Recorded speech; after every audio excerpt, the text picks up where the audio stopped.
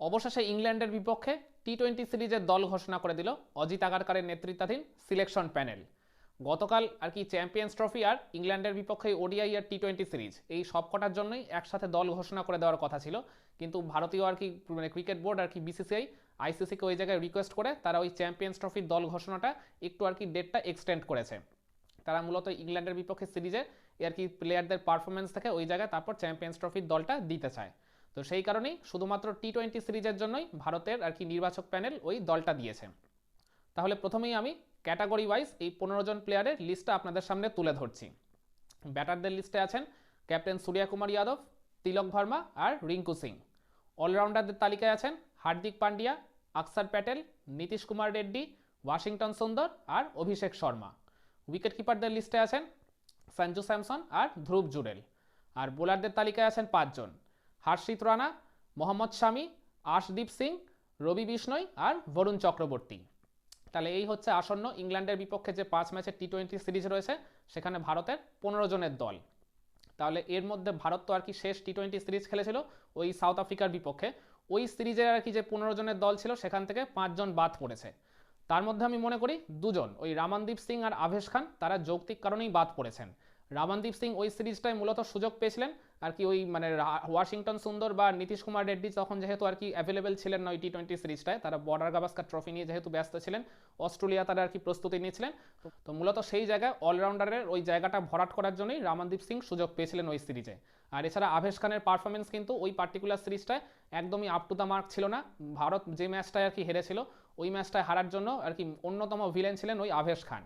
তো এই 2 জন আর কি যৌক্তিক কারণে বাদ পড়লো। বাকি যারা বাদ পড়েছেন তারা আমি মনে করি তাদের সাথে যথেষ্ট ইনজাস্টিস হয়েছে। আমি আসছি না হয় এক এক করে।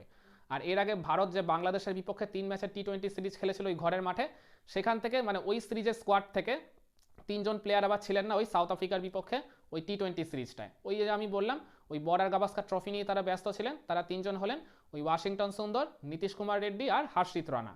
তো প্রত্যাশা মতো এই 3 জন আবার এই টি-20 সিরিজের দলে কামব্যাক করেছেন এই ইংল্যান্ডের বিপক্ষে। আর যেটা বলছিলাম যে যাদের সাথে আর কি অন্যায় হয়েছে, ওই জিতেশ শর্মা, বিজয় কুমার বৈশক আর ওই ইয়াশ দয়াল, এই 3 জনের সাথে আমি মনে করি প্রবল অন্যায় হয়েছে, পার্টিকুলারলি জিতেশ শর্মার সাথে। জিতেশ শর্মা এর আগের ভারত যে 2টো টি-20 সিরিজ খেললো ওই ঘরের মাঠে বাংলাদেশের বিপক্ষে আর অ্যাওয়েতে সাউথ আফ্রিকার বিপক্ষে, এই মানে কি 2টো সিরিজ মিলিয়ে ভারত মোট 7খানা ম্যাচ খেলেছে। এই 7 ম্যাচের 7টাতেই আর কি জিতেশ শর্মাকে ডাগ আউটে বসে থাকতে হয়েছে।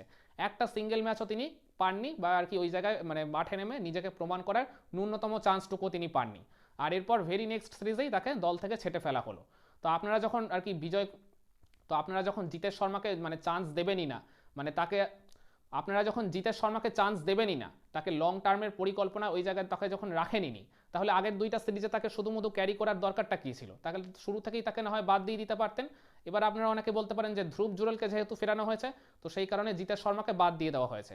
হ্যাঁ, ধ্রুব জুরেলকে ফেরানোটাও কিন্তু যথেষ্ট যৌক্তিক, কারণ ধ্রুব জুরেল লাস্ট টি-20 খেলেছিলেন ওই জিম্বাবুয়ের বিপক্ষে, যে ভারত ওই 5 ম্যাচের টি-20 সিরিজ খেলেছিল ওই জায়গায়। তারপর যেহেতু ভারতের আর কি টেস্ট টিমের অনেক আর কি ঠাসা শিডিউল ছিল, অনেকগুলো ম্যাচ খেলতে হয়েছিল, সেই কারণে ধ্রুব জুরেল ওই টেস্ট দলের সাথে ছিলেন। ধ্রুব জুরেলকে ফেরালো তাই ধ্রুব জুরেল দলে ফিরলেও আপনি এমন একজন প্লেয়ারকে বাদ দিয়ে দেবেন যিনি কিনা একটা ম্যাচও সুযোগ পেলেন না নিজেকে প্রমাণ করার। তো ওই জায়গায় জিতেশ শর্মা তো নিজেকে ওইটুকু বলে অন্তত সান্ত্বনা দিতে পারতেন যদি তিনি একটা ম্যাচের সুযোগ পেতেন আর সেখানে যদি তিনি ফেল করে যেতেন কোনো কারণে।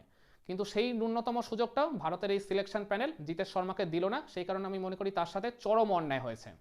আর এছাড়া ইয়শ দয়াল আর বিজয় কুমার বৈশক যাদের কথা বলছিলাম, এরা দুজনেই কিন্তু ওই আগের সাউথ আফ্রিকা ট্যুরে যে কি ভারত 4 ম্যাচের টি-20 সিরিজ খেলেছিল সেখানে ছিলেন, কিন্তু এরা একটাও ম্যাচ পাননি। আর উল্টে কি হলো, এর ভেরি নেক্সট সিরিজেই তারা দল থেকে বাদ পড়ে গেলেন। মানছি আর কি ওই জায়গায় আর কি মানে জায়গা আর কি ছিল না, মোহাম্মদ শামিকে যেহেতু ফেরানো হয়েছে বা ওই জায়গায় আর কি ওই মানে হর্ষিত রানাকে ফেরানো হয়েছে, কিন্তু তারপরেও এই 2জনের আমি মনে করি 2জনের মধ্যে থেকে অন্তত ইয়শ দয়ালের অন্তত ডেফিনেটলি চান্স পাওয়াটা উচিত ছিল, কারণ ইয়শ দয়াল এর আগের বেশ কয়েকটা সিরিজ ধরে ভারতের স্কোয়াডের সাথে ছিলেন, কিন্তু একটা সিঙ্গেল ম্যাচও তিনি কোনো ফরম্যাটেই খেলার সুযোগ পাননি। টেস্ট দলেও একবার তিনি ছিলেন, কিন্তু দুর্ভাগ্যবশত টেস্ট টি-20 কোনো ফরম্যাটেই তার ওই ম্যাচ খেলার সুযোগ পাননি বা তাকে সুযোগটা দেওয়া হয়নি। তো এই কারণেই আমি মনে করি যে ভারতের যে সিলেকশন প্যানেল যে দলটা ঘোষণা করেছে দলটা কিন্তু ব্যালেন্সড, একদম পারফেক্ট রয়েছে, কিন্তু কিছু কিছু প্লেয়ারের সাথে আমি মনে করি চরমভাবে অন্যায় করা হয়েছে। তাদের আরও এই জায়গায় সুযোগ পাওয়া উচিত ছিল, ন্যূনতম চান্সটাও তারা ওই জায়গায় পাননি, আর তারা চান্স পাওয়ার যথেষ্ট যোগ্য বলেই আমি মনে করি। আর খুবই উল্লেখযোগ্য বিষয়, মোহাম্মদ শামি প্রায় আর কি 1.5 বছরের মতো সময় পর তিনি আবার টি-20 দলে কাম ব্যাক করলেন। তিনি লাস্ট আর কি নিজের আন্তর্জাতিক ম্যাচ খেলেছিলেন ওই 2023 সালের 19 নভেম্বর ওই বিশ্বকাপ ফাইনালে। তারপর থেকে হিসাব মতো 1 বছর 2 মাস পর তিনি আবার এই জাতীয় দলের সাইডে ফিরলেন।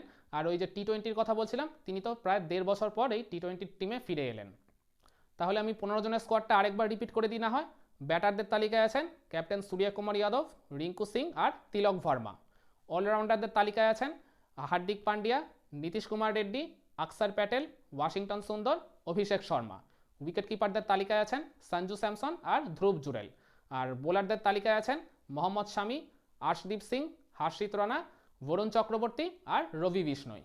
তাহলে এই হচ্ছে আসন্ন ইংল্যান্ডের বিপক্ষে 5 ম্যাচের যে টি-20 সিরিজ খেলবে ভারত, তার 15 জনের ফুল স্কোয়াড, যেটা আর কি শুরু হতে চলেছে 22 নভেম্বর কলকাতার ইডেন গার্ডেন্সে।